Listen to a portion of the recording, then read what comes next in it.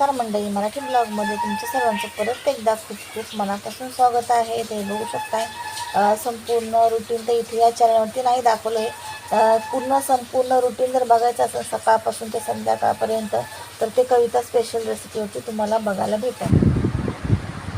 तर इथे बघू शकता सर्व काम झाले. आता वाजले 3:30 वाजले. सर्व काम वगैरे झाले. आता मी थोडा आराम करते. डोळ्यात पहिले ड्रॉप टाकते. मला बघू शकता एक वेळेस टाकलाय. 4 टाईम टाकायला सांगितलं आहे, पण 4 टाईम काही वेळ पण भेटत नाही, लक्षात पण राहत नाही.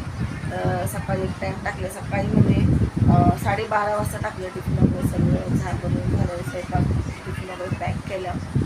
12:30 अर्धं काम वगैरे झालं तर 12:30 वाजता टाकलं. सकाळचं काय जमतच नाही काही गडबडीमध्ये. तर 12:30ला एक टाकलं ड्रॉप आणि आत्ता 3:30 वाजता टाकते.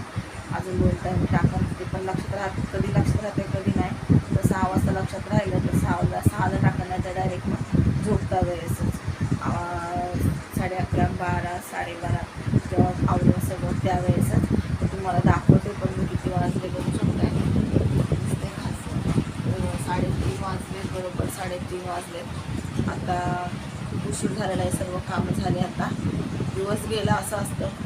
आणि सणसुद्धा असला की उपास वगैरे असलं तर मग उपास काय सर्वांचेच नसतं. सर्वांचे उपास असलं काय मग एकच करावं लागतं आपल्याला फराळाचं. आता मुलांचा माझा उपवास नव्हता तर आम्हाला स्वयंपाक आपली टिफिन पण आहे, ते टिफिनसाठी पण वेगळं करावं लागतं. टिफिनचं आमचं आणि त्यांचं फराळाचं. तर कालचा दिवस पण खूप असं म्हणजे काम ते काम स्वयंपाक वगैरे काही केलं तर भांडे तर निघतच राहतात.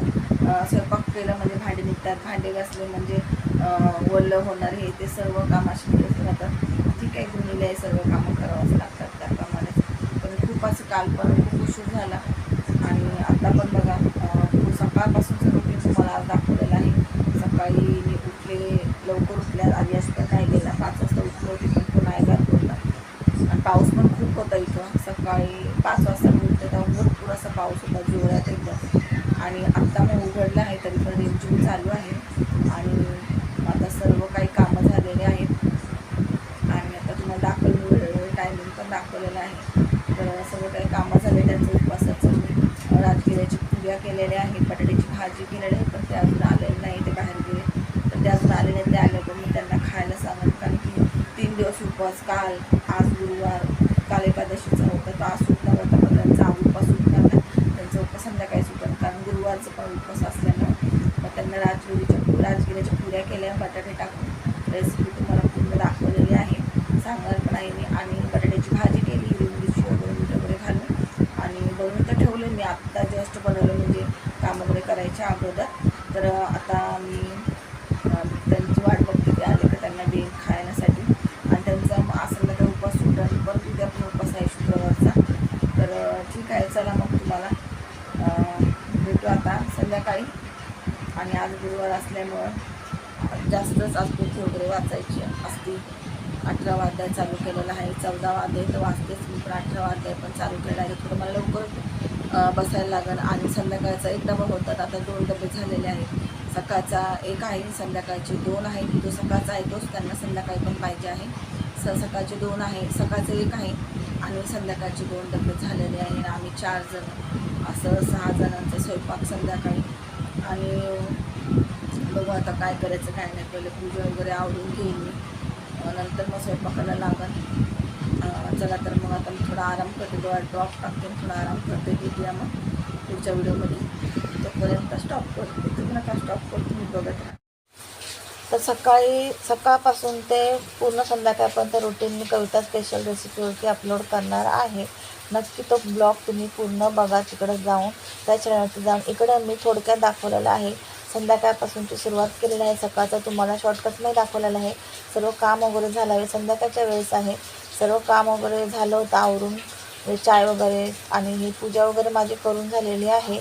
आणि इथं बघू शकता मस्त असं मोगऱ्याचं गजरा आणलेला, चाफ्याची फुलं स्वामींची आवडते. आणि तर धूप दीप मी पेटवलं होतं, म्हणजे प्रज्वलित केलं होतं. आणि इथं बघू शकताय 7:30 वाजता माझी पूजा वगैरे झालेली आहे. तर मेनू सांगते. इथं तुरीच्या डाळीचं वरण, भात, गोडमध्ये शिरा आणि चपात्या, भेंडीची भाजी, असा साधा सिंपल असा मेनू होता. आणि बघू शकता भांडे वगैरे भरपूर असे पडले, भेंडी वगैरे धुवून ठेवलेली आहे.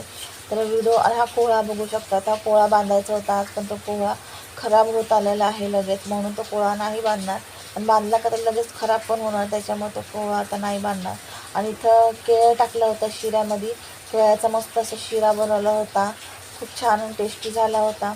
आणि पूर्ण व्हिडिओ तुम्हाला परत एकदा सांगते, कविता स्पेशल रेसिपीवरती जाऊन बघा. तिथं पूर्ण ब्लॉग टाकला आहे. तर तिथं मी उपवासाच्या राजगिऱ्याच्या पुऱ्या बनवल्या होत्या, त्या कशा बनवल्या डिटेलमध्ये पूर्ण रेसिपी तिथं सांगितली आहे किंवा दाखवलेली आहे. तर तुम्हाला नक्की आवडेल ती रेसिपी. राजगिऱ्याच्या पिठाच्या पुऱ्या आणि त्याच्यामध्ये काय टाकलं ते सुद्धा तुम्हाला कळेल. तर कशा पुऱ्या मस्त झाल्या होत्या. अजून काय एकच वस्तू टाकलेली आहे, ती खूप मस्त असं झालं. त्यात जे टाकलं होतं त्याने खूप अशा मस्त पुऱ्या झाल्या होत्या.